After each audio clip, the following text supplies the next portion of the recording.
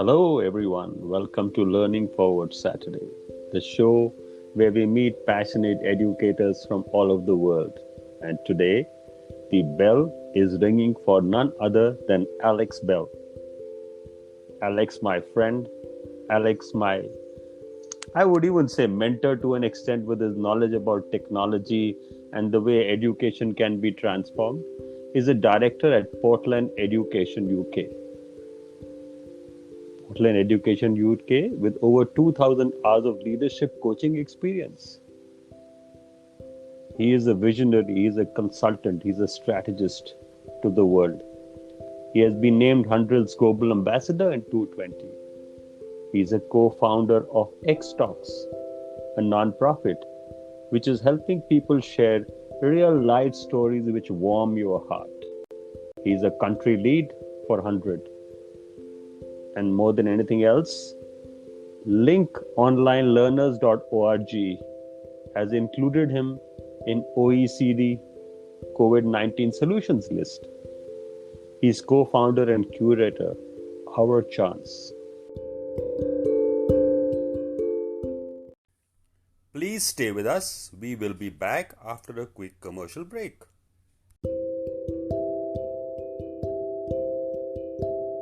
Alex, a friend to all of us at 100 and part of a community of innovators all over the world, is here to change the face of education. Welcome to the show, Alex. Thanks so much for having me, Sandeep. I'm a big fan of what you do. I love the way you bring people together and hear their stories. So it's a privilege to share my story with you today.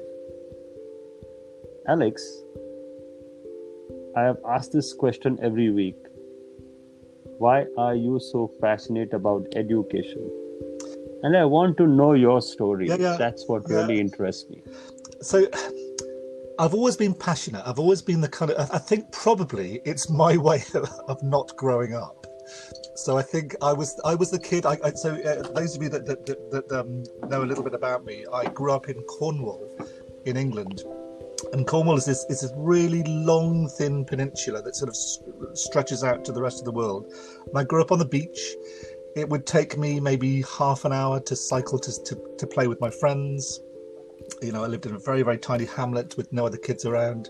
My siblings are 6 years and 8 years older than me. So I was born to be a daydreamer because I kind of, pre-internet, can you imagine it? I lived in the middle of nowhere. It was beautiful.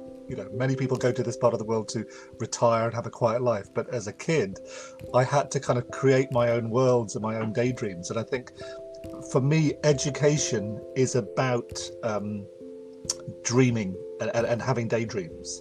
You know, I think it was the late great Sir Ken Robinson that said, every day children lay out their dreams in front of us and we must tread carefully. And I think for the rest of my life since growing up in that part of the world, that's been what's driven me, is this idea that, everything is possible. I love living in the near future, probably a little bit more than the now sometimes. And I think this idea that, when you dream, everything's possible, anything's possible. And then, of course, we've all got to work really hard to make those dreams happen. But that's what my career is now, really, kind of just making stuff happen. So that's my answer. Alex, you talked about childlike simplicity. You talked about being with nature, which perhaps led to your formation as a thinking person. How does one bring this to life in the world of education and learning? Everyone must dream, like you say, and everyone must feel the nature, like the second element from what I got from your conversation, and then only everything is possible. How can we convert this into a practical living solution as an innovation for other educators to experience? Great question. I think so. It was Picasso, the great painter Picasso, that spent his whole life basically trying to unlearn much of the kind of the cleverness, and I use the word carefully, cleverness, rather than the wisdom of his art. And so his really, really late work towards the end of his life was trying to capture that simplicity of childlike mark making. And I think for me, it shows true wisdom as opposed to cleverness if we can make things as simple and as clear as possible. Why do we want to do that in education? To make them compelling. to make the things that the world needs really clear and compelling. I watched the amazing film My Life on Our Planet by Sir David Attenborough just last weekend. And what I loved about that, he's a great teacher because he gave us 3 really clear objectives of how we can kind of rescue the planet, if you like, from all the mistakes we've made. Now, another thing is that I think where perhaps education's lost its way is by being overcomplicated, by being industrialized. And I think the simplicity of nature hides the complexity behind it. And I think an organic model for education is what we need to be working towards. So like in many ways, COVID-19's made us look at our lives and sort of work faster towards a post-industrial way of living. I think education needs to very much move alongside that. And I think the idea of young people fitting into a system rather than a much more organic way of supporting childhood and learning through life is the way to go. That cliche, it takes a village to raise a child. I think the moment we realize we can take away certain systems and just let a sort of village or global village raise the child, then that's when I know that the kind of the daydreams I've had all these years will start to be coming true.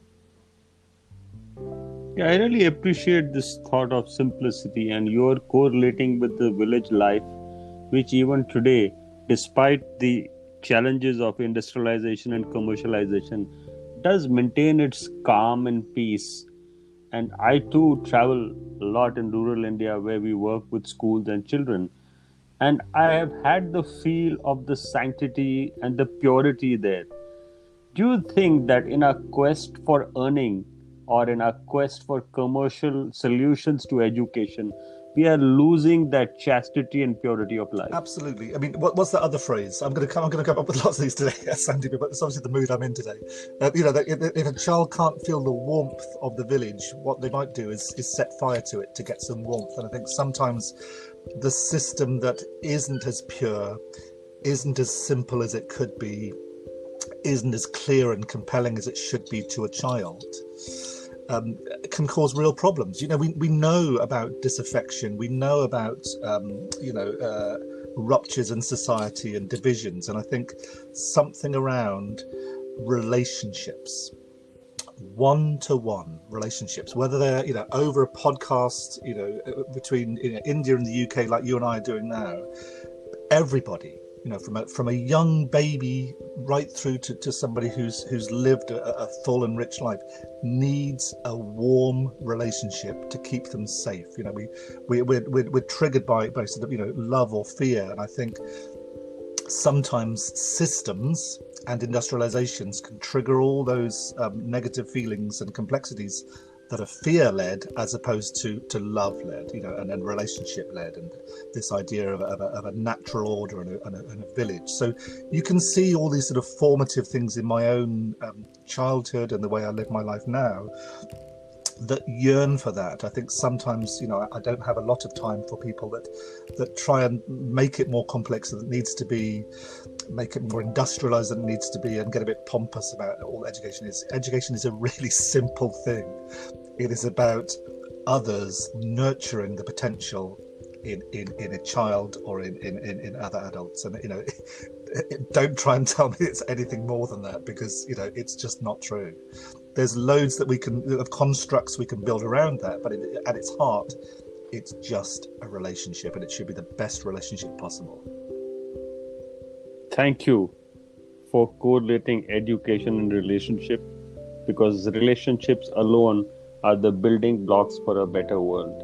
It's been an honor and privilege to speak with you and get a peek into your life. May you sail to the blue and beyond with all happiness and joy. Sandeep, it's always a pleasure talking to you, and thank you so much for this opportunity today. And I wish the very best to all your listeners.